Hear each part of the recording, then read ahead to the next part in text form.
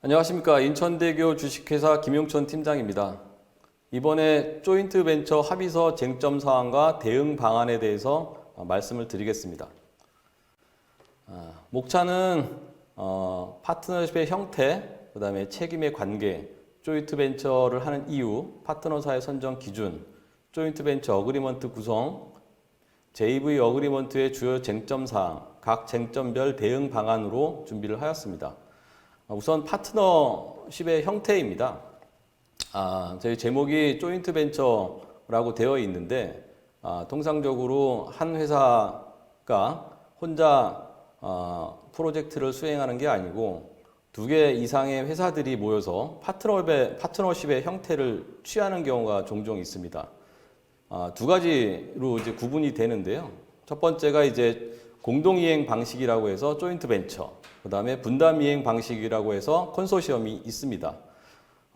공동이행 방식은 조인트 앤 시버럴 라이어빌리티라고 해서 책임을 공동으로 지는 겁니다.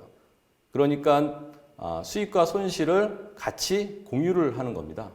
반면에 컨소시엄은 분담이행 방식입니다. 각각의 회사들이 각각의 일을 하고 손실과 수익은 서로 공유하지 않습니다. 쉽게 얘기해가지고 JV는 한 프로젝트를 수행하면서 계약에 따라서 해야 되는 A와 B라는 일이 있다면 갑과 을이 A와 B를 공동으로 같이 수행하는 거고, 반면에 컨소시엄은 A는 갑이라는 회사가 수행을 하고 B는 을이라고 하는 회사가 분담하에 수행하는 형태입니다. 다음 슬라이드는 책임의 관계에 관련된 겁니다. 앞서 설명드린 것처럼 조인트 앤 시버럴이라고 하는 것은 연대라고 하는 건데, 조인트는 공동으로, 시버럴은 개별적으로 라는 뜻이 있습니다. 조인트 앤 시버럴은 이 각각의 뜻을 합한 게 아니고 하나의 단어로 연대하여라고 하는 뜻의 의미를 갖고 있습니다. 그래서 공동은 남편과 아내처럼 부부의 관계처럼 너와 나가 특정한 사람에게 100불이라고 하는 거를 지불하는 걸 약속을 하는 거고, 시버럴이라고 하는 거는 너는 X한테 50불, 나는 X한테 50불 이렇게 분담해서 지불하는 겁니다. 반면에 연대라고 하는 거는 너와 나가 같이 X라는 사람에게 100불을 지불해야 될 것을 약속을 하지만 나도 X한테 100불을 줘야 되는 걸 약속을 하고 너도 X한테 100불이라고 하는 거를 지불해야 되는 거를 약속을 하는 겁니다. 그래서 JV를 하는 이유는 여러 가지가 있는데 크게 6가지로 나눠봤습니다. 이 프로젝트 규모가 큰 경우, 참여자 자격이 부족할 경우, 그 다음에 주력 업종이 다를 경우, 경험이 부족하거나 익숙하지 않은 상황, 해외 기업이 현지 업체가 필요한 경우, 현지 업체가 의무적으로 참여해야 하는 경우, 이렇게 6가지인데 결론적으로는 혼자 하기에 부담이 되거나 부족함이 있을 때 JV를 고려하게 됩니다. 다음 슬라이드는 JV 파트너사의 선정 기준입니다.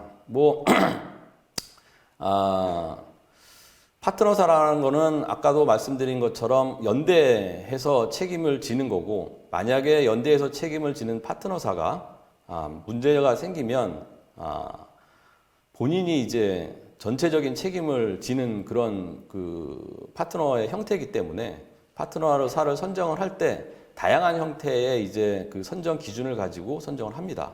그래서 본딩 캐파시티나 아니면 프로핏 앤 로스에 대해서 공유할 의지가 있는지, 그 다음에 전문 인력은 있는지, 이런 것들이 있는데 그 중에 하나가 이제 JV 어그리먼트에 딜 브레이커가 있나라는 것도 하나의 선정 기준이 될 수가 있습니다.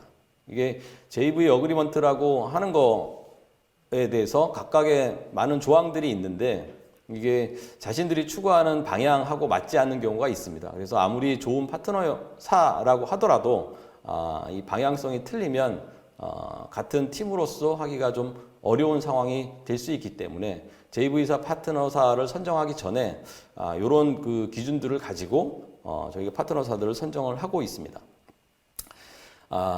그러면 이제 이걸 서면으로 이제 합의서를 작성을 해야 되는데 어떤 내용들이 이제 구성이 되나 이런 것들을 보시면 뭐 통상적으로 모든 합의서나 아니면 계약서에 나와 있는 것처럼 정의나 아니면 해석에 관련된 내용부터 시작을 해서 JV를 어떻게 만들지, 지분율은 어떤지, 그 다음에 대표사는 어딘지, 뭐 이런 것들, 그 다음에 라이어빌리티 앤 인뎀니티, 면책 조항, 그 다음에 JV를 어떻게 운영을 해 나갈지, 그 다음에 어떤 사람들을 JV를 운영하는 팀으로 구성을 할지, 그 다음에 플랜트나 머테리얼, 이퀴먼트 같은 자산들을 어떻게 구매를 하고 사용을 하고 청산을 할지, 그 다음에 운영 자금이 필요할 때 어떻게 워킹 캐피탈을 조달을 하고 이거를 어떻게 사용하는지, 그 다음에 뱅크 앤 어카운트라고 해서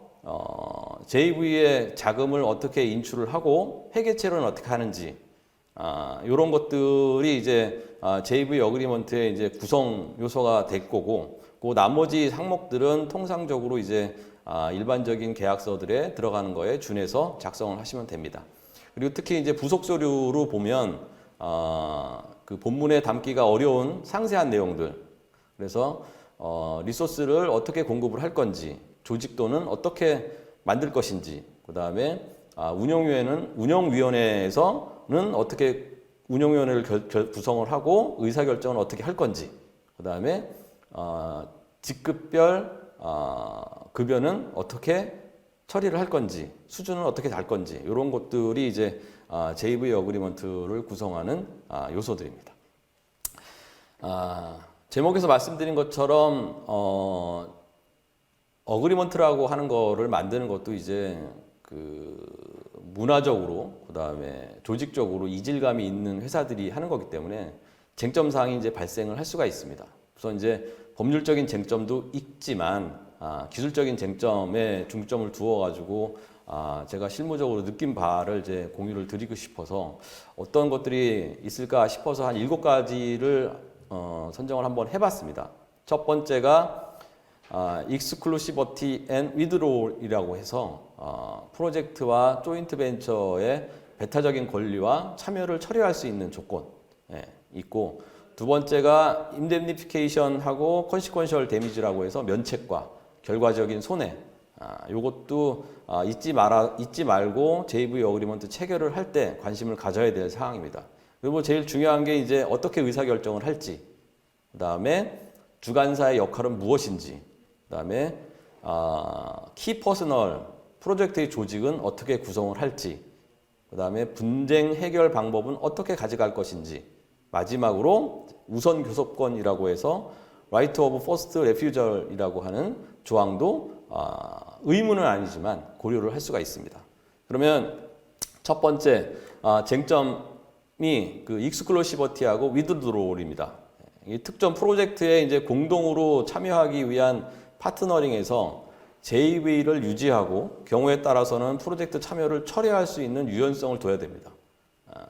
해외 진출 업체의 입장에서는 입찰 문서가 확인되기 전에 계약적인 독소 조항이나 중대한 프로젝트 리스크가 확인이 되면 입찰에 참여를 할 수 없는 상황이 발생이 될 수가 있습니다. 이를 염두에 둬서 실제로 수주에서 프로젝트를 진행하기 전에 입찰 단계 때 withdraw, 입찰 참여를 처리할 수 있는 조건을 분명히 둬야 됩니다. 로컬 업체들은 대체적으로 withdrawal 조항을 넣는 것을 이제 반대하거나 이제 거부감이 있는데, 이러한 사항들을 설명을 하고, 그 다음에 입찰 단계에서는 구속력이 없는 non-binding으로 해서 입찰서가 발급이 되고 입찰이 마감이 되기 전에 특정한 기간을 둬서 그때까지는 참여 철회를 할 수 있는 여유를 두고, 참여 철회했을 때 다른 파트너사가 또 다른 파트너사를 만나서 JV를 할 수 있는 그런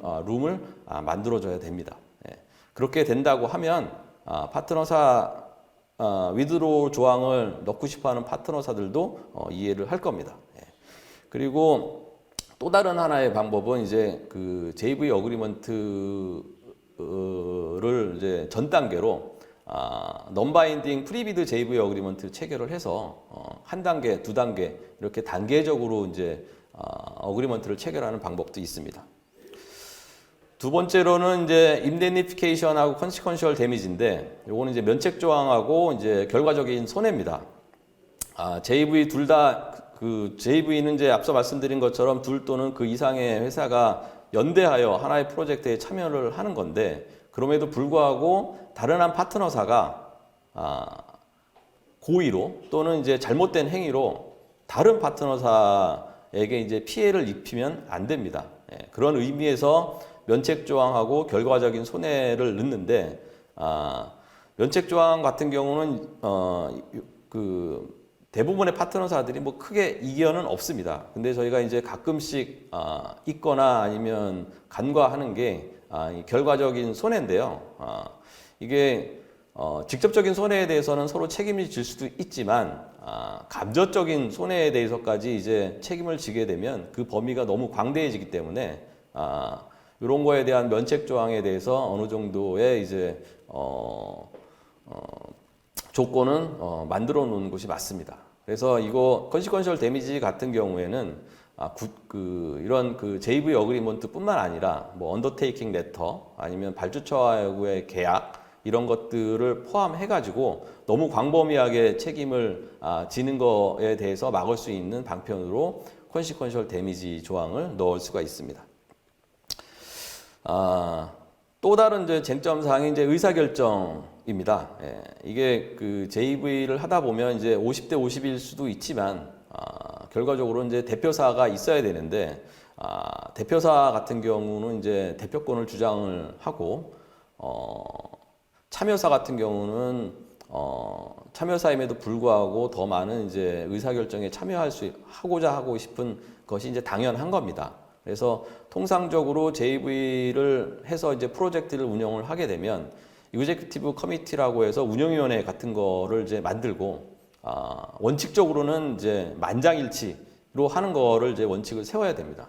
그럼에도 불구하고 이게 만장일치가 안 됐을 경우에 분쟁으로 갈지 아니면 대표사가 결정을 할지 뭐 이런 거에 따라서 이제 단계적으로 어떻게 의사결정을 할지에 대해서 미리미리 정해놓아야지, 그렇지 않고 실행팀으로 넘겼을 경우에 약간의 이제 혼란이 발생이 될 수가 있습니다. 그래서 경험상으로는 이그제큐티브 커미티의 의사결정의 문제로 중재까지 가는 경우는 상당히 드뭅니다. 근데 이제 구체적으로 항목을 정하지 않았을 경우에 내부적으로 이제 혼란이 야기가 될 수 있으니까 만장일치의 이제 원칙으로 하되, 이거에 대해서 만장일치가 안 됐을 경우에 어떻게 절차적으로 해결을 해나갈 것인가, 이런 거에 대한 정의가 좀 필요하고, 첫 번째로 예를 들면 이제 다수결로, 다음은 이제 커뮤니티의 이제 그 체어의 결정 불복했을 때 중재로 가는 거. 그다음에 두 번째 케이스는 체어가 결정을 하고 불복했을 때 중재로 가는 경우. 마지막으로는 만장일치가 안 됐을 경우에 무조건 중재로 가는 경우. 뭐 이렇게 나누어서 의사결정 방법을 정할 수가 있습니다. 다음은 이제 롤 오브 리더, 리더의 역할, 이게 주관사의 역할입니다. JV에서 이제 주요 의사결정은 이그제큐티브 커미티에서 하는 거를 원칙으로 한다고, 만장일치로 한다고 이제 말씀을 드렸는데, 그럼에도 불구하고 프로젝트 팀에서 주요 의사결정을 이제 해야 될 상황들이 있습니다. 이럴 때 이제 대부분 이제 주관사가 PM을 맡고 또는 이제 프로젝트 다이렉터를 맡고 운영을 하는데, 그럼 주관사가 어떤 역할을 해야 되느냐, 이런 것들을 보면 이그제큐티브 커미티의 의장 역할을 이제 주관사가 하는 거는 이제 뭐 특별하게 이견은 없습니다. PM의 지명권, 그 다음에 커미티의 운영, 그 다음에 오너나 제3자에 대한 대표권, 그 다음에 일반적인 고용과 조직의 운영, 그 다음에 파이낸셜 프로그램의 관리, 구매와 임대 계약 등 조달의 결정, 하도급의 결정사항, 그 다음에 보험과 본드의 관리, 설계 변경과 클레임의 관리 이런 것들이 이제 주관사가 이끌어서 나갑니다. 예. 그리고 또 특이한 거는 이 미국과 같은 북미 지역에서는 리더가 이제 리더사가 한 0.5%에서 많게는 3%까지 리더피를 요청하는 관행이 있습니다. 그래서 이런 것들에 좀 대응을 좀 해야 되는데 대응하는 방법은 일단 주관사가 커미티의 의장이나 PM을 받는 거는 이제 당연한 거고 뭐 당연할 수도 있는 겁니다. 그럼에도 불구하고 이제 주관사인 경우에는 최대한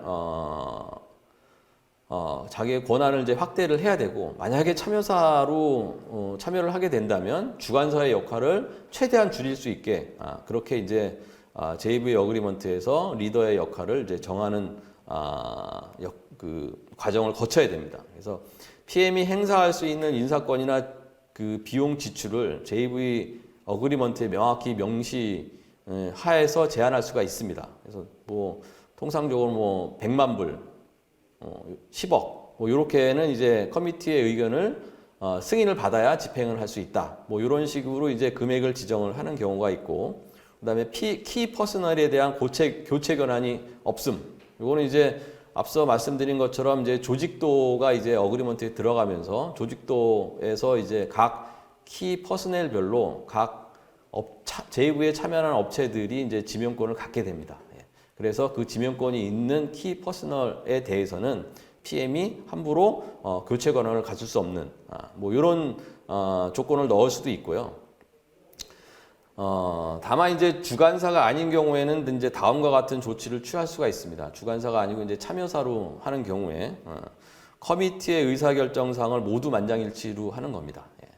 뭐 시간이 없어가지고 모두 나열할 수는 없지만 JV에 관련된 운영에 관련된 다양한 이슈들이 있습니다. 뭐 파산했을 경우에, 그 다음에 자산을 살 경우에, 자산을 매각할 경우에, 다른 파트너사가 새로 들어올 경우에, 나갈 경우에 이런 것들을 포함해서 모든 조항에 대해서 만장일치로 가는 것을 주장할 수가 있습니다.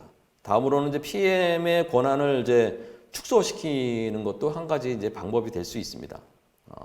좌측에 나와 있는 것처럼 PM이 가질 수 있는 이제 주관사의 역할들이 쭉 있는데 이런 것들을 이제 일부를 이제 제한하거나 아니면 줄이는 그런 협상이 좀 필요할 수 있을 거고 현장에서 발생되는 의사결정을 PM과 DPM이 만장일치로 결정하는 것으로 JV 어그리먼트에 명시를 할 수가 있습니다. 그래서 주관사가 PM을 하고 참여사가 데퓨티 PM을 하면서 이 둘이 공동으로 의사결정하는 것도 한 가지의 방법이 될 수가 있습니다. 다음은 이제 어사이먼트 오브 키 퍼스널입니다. 조직도에 관련된 건데요. 프로젝트 팀의 이제 키 퍼스널은 이제 다음과 같습니다. 이게 일단 건설 쪽이긴 한데 뭐 특별하게 다를 거는 이제 컨스트럭션 매니저 하나뿐일 거라고 생각이 됩니다. 프로젝트를 이끌어가는 프로젝트 매니저, 그 다음에 살림을 사는 프로젝트 컨트롤 매니저, 그 다음에 실제로 건설을 책임지는 컨스트럭션 매니저, 그 다음에 설계를 책임지는 디자인 매니저, 그 다음에 이런 소위 말하는 이제 총무나 관리 쪽을 담당하는 어드미니스트레이션 매니저, 그 다음에 뭐 중대재해법이나 이런 것처럼 해외에서도 안전이나 환경 이런 것들이 좀 중요하기 때문에 WHSE 매니저도 키 퍼스널로 이제 들어갑니다.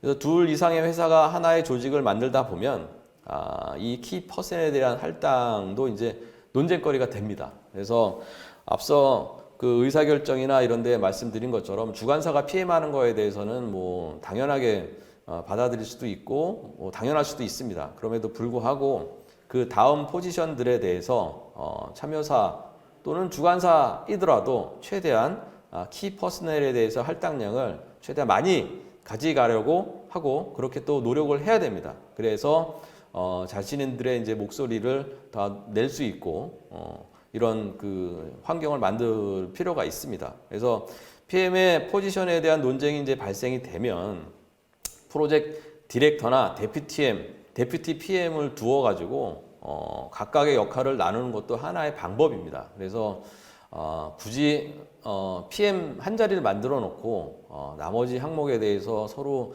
논쟁이 필요하다면 프로젝트 다이렉터라는 포지션을 또 만들거나 아니면 데피티 PM을 만들어서 각각의 그 역할과 책임을 조금 분산시키면 조금 이런 논쟁에 대해서 쉽게 해결할 수 있는 방안을 마련할 수도 있을 거라고 봅니다.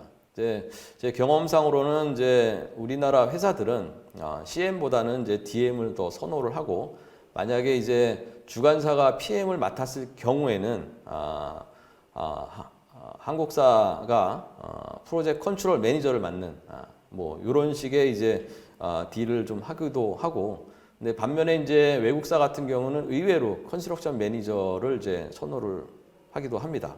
명칭의 중요성도 있지만 각 퍼스널의 그 아레나를 조정하면서 합의점을 찾아갈 수도 있습니다. 부속 서류, 아까 앞서 말씀드린 것처럼 조직도를 넣어서 좀 명확하게 구분을 할 수도 있습니다. 다음은 이제 분쟁 해결입니다. 이게 이제 그 JV 어그리먼트를 하면서 가장 논란이 되는 조항 중에 하나입니다. 그래서 이게 그 우리나라 같은 경우는 하도급 계약이나 아니면 이제 본 계약이 이제 대부분 이제 법원으로 되어 있는데, 해외 사업 같은 경우에는 이제 제3국을 이용하고 이제 공정성하고 뭐 이런 거가 문제가 되기 때문에 중재를 선호를 합니다. 그래서 분쟁 해결에 대한 해결 방법을 이제 명확히 해야 되는데, 통상 이제 그 중재도 싱가포르나 그다음에 영국이나 뭐 우리나라도 이제 중재 규칙이 있지만 각 나라별로 이제 국제적으로 이제 통용되는 중재 규칙이 있습니다.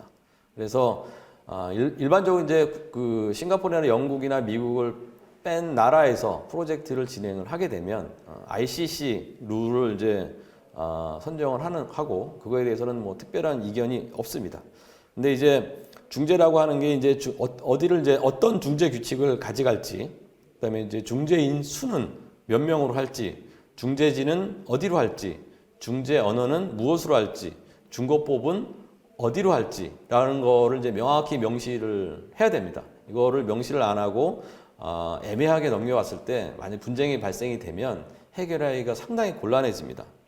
그래서 이 분쟁이라고 하는 거는 당사자들 간에 이제 우호적인 합의를 우선적으로 하는 겁니다. 그럼에도 불구하고 합의 도출이 안 될 경우에 화해나 조정, 중재, 소송을 선택을 할 수가 있는데, 통상적으로 JV 어그리먼트에서는 중재를 선정을 하게 되고, 이유는 이제 법원에 갔을 경우에는 그 상당한 시간이 소요되고 비용도 많이 발생이 됩니다. 그래서 중재 같은 경우는 법원에서 소송을 하는 거에 비해서 시간적으로나 비용적으로나 세이브가 되고, 그다음에 이제 공정성하고 독립성이 중요하기 때문에 중재를 이제 선호하는 거고, 그래서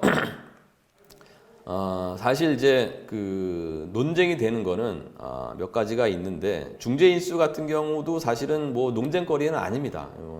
어떤 파트너사 같은 경우는 1인 중재를 원하기는 하는데, 대부분 이제 3인 중재가 이제 국제적인 관행이고, 만약에 이제 두 개의 그 참여사로 이루어진 JV라고 하면 각각 1인의 중재인을 선정을 하고, 그 2명의 중재인이 의장 중재인을 선정하는, 그렇게 이제 진행을 하고, 그다음에 중재 지위 같은 경우가 이제 가장 많이 논란이 됩니다.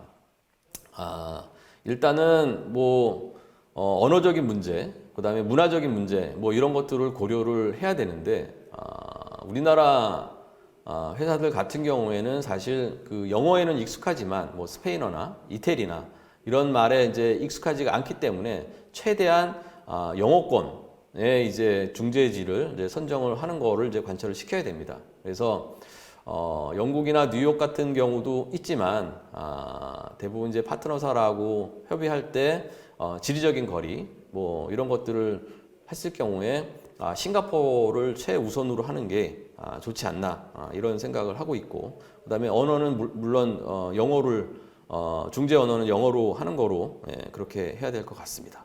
그다음에 중거법 같은 경우에는